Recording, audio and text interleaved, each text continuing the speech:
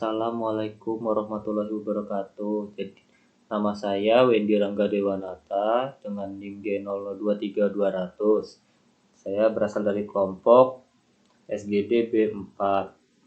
Jadi di sini saya akan menjelaskan tentang sistem saraf, arteri, dan vena. Yang pertama kita membahas sistem saraf. Jadi struktur sistem saraf itu ada soma yang berperan sebagai pusat pematik rangsang. Lalu akson ini bisa dibilang kabel rangsang dari badan sel menuju terminal akson. Selanjutnya sistem saraf itu dibagi jadi dua, ada pusat dan tepi. Pusat ini ada otak dan medula spinalis. Kalau yang tepi yaitu. Jadi untuk pusat ini ditandai dengan pink ini dan tepi itu yang kuning ini. Jadi di sel saraf tepi itu ada nukleus, yaitu kumpulan badan sel soma di sistem saraf pusat. Terus ada traktus, kumpulan berkas-berkas akson pada sistem saraf pusat yang berakhir di nukleus atau ganglion. Ganglion itu adalah kumpulan badan sel atau soma pada sistem saraf perifer. Nervus adalah kumpulan berkas-berkas akson di sistem saraf perifer yang bisa berakhir di ganglion atau di organ perifer atau menjulur bebas. Yang terakhir ada plexus, yaitu ada anyaman nervus di perifer. Jadi dari sistem saraf itu menjadi dua, ada pusat dan perifer tadi. Pusat itu tadi ada medula spinalis dan encephalon atau otak tadi. Lalu di perifer itu dibagi jadi dua lagi, ada sensorik dan motorik. Sensorik itu adalah afferent dan motorik itu adalah efferent.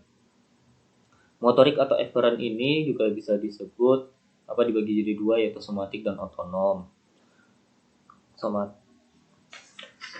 Otonom itu dia bekerja secara tidak sadar, ya seperti yang terjadi di organ-organ viscera atau organ-organ dalam. Kalau somatik itu kita bisa bekerja secara sadar dan kontrol, seperti otot-otot, anggota gerak.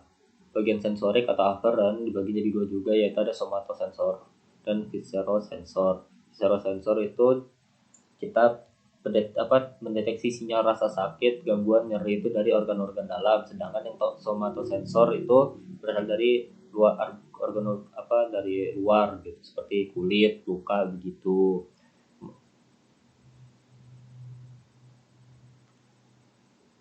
Sistem arteri.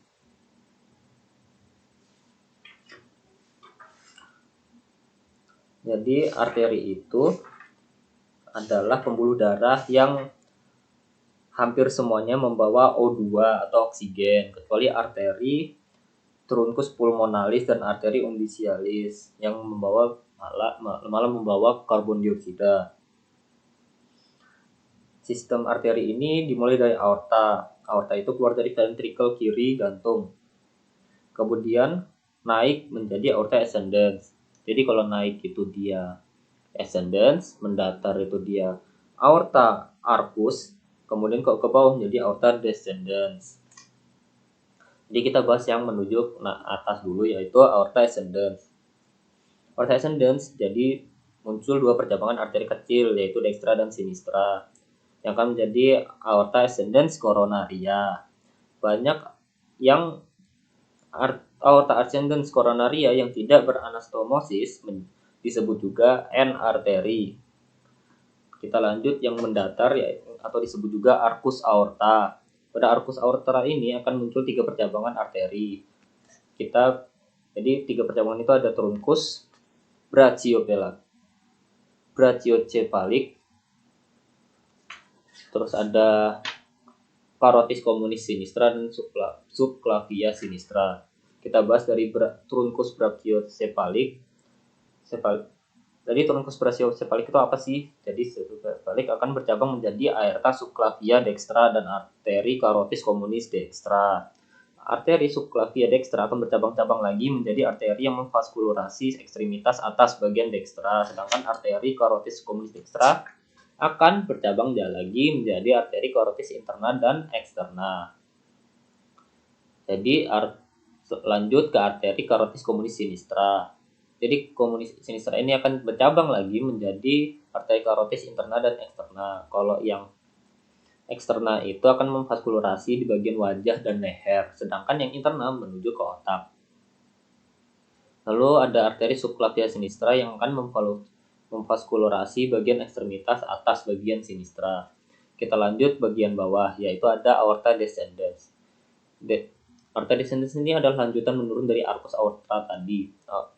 Descendens ini bisa dibedakan menjadi aorta descendens pars thoracic dan aorta descendens pars abdominalis.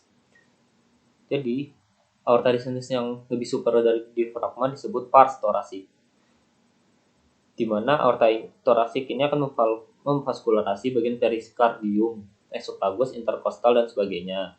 Aorta descendens yang terletak lebih inferior daripada diafragma disebut juga pars abdominalis, yang memvaskularasi bagian-bagian pertahanan dan organ-organ dalam. Kita lanjut ke sistem vena. Vena ini kita perlu tahu dulu, vena ini pembuluh darah yang membawa darah menuju jantung atau mendekati jantung.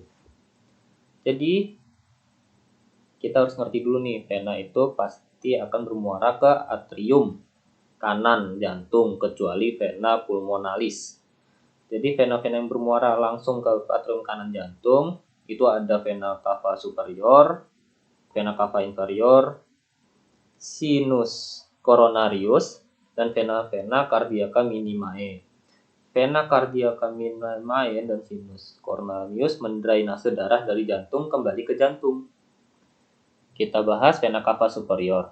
Jadi vena cava superior itu apa sih? Vena cava superior itu adalah muara dari 3 besar, yaitu penggabungan 2 vena besar. Jadi 2 vena besar, itu vena brachiocefalic kita ada 2, dan juga vena azygos. Jadi sepasang vena brachiocefalic ini masing-masing itu adalah muara dari vena-vena besar lainnya yang berakhir untuk mendrainase daerah skeleton trunci, kepala, otak, dan ekstremitas atas.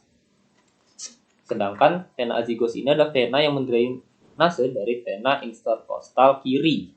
Vena azygos ini dia akan menyilang ke kanan berbentuk 2 percabangan yang disebut vena hemiazygos aksesoria dan vena hemiazygos biasa. Lalu kita akan bahas juga vena cava inferior tadi. Vena cava inferior ini apa sih? Itu vena cava inferior akan mendrainase darah dari bagian organ-organ dalam atau viscera dan ekstremitas inferior. Di ujung vena cava inferior ini di bagian panggul. Jadi vena cava inferior ini adalah muara dari sepasang vena-vena ilicia communis yang mendrainase darah dari ekstremitas inferior. Jadi yang perlu diingat, vena cava inferior ini sebelum masuk ke atrium kiri, vena cava inferior akan menerima semua darah dari organ-organ dalam yang harus masuk ke dalam sistem vena porta hepatis. Lalu dia alirkan ke vena cava inferior. Sekian dari saya. Kalau ada salah-salah kata, saya mohon maaf. Dari saya, terima kasih.